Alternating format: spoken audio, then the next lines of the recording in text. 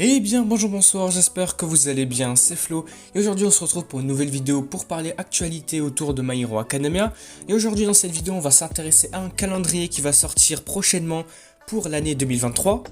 Alors avant que la vidéo ne commence, je vous rappelle, si vous voulez me soutenir sur les prochaines vidéos, voir les actualités autour de My Hero Academia, n'hésitez pas à vous abonner à la chaîne. Du coup commençons.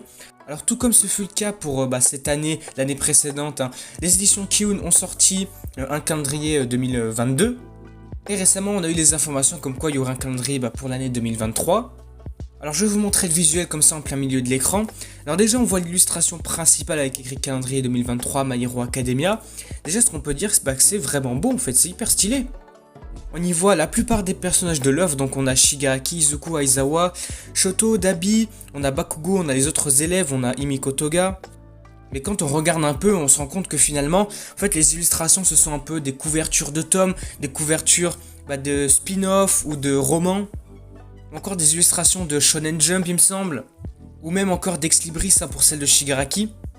Alors ce calendrier MHA 2023 proposera de retrouver donc pour chaque mois allant de janvier à décembre 2023 les plus grands héros de l'œuvre de Kohei Horikoshi à travers des illustrations au format A3 avec des couleurs.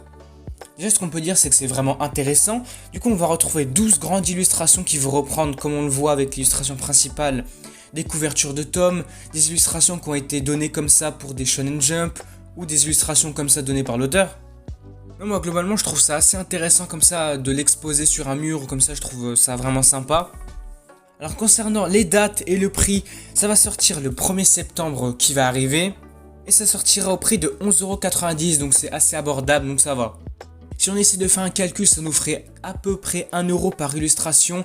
Quand on regarde bien, ça nous fait, on va dire, un grand Ex Libris pour à peu près 1 €, même un petit peu moins.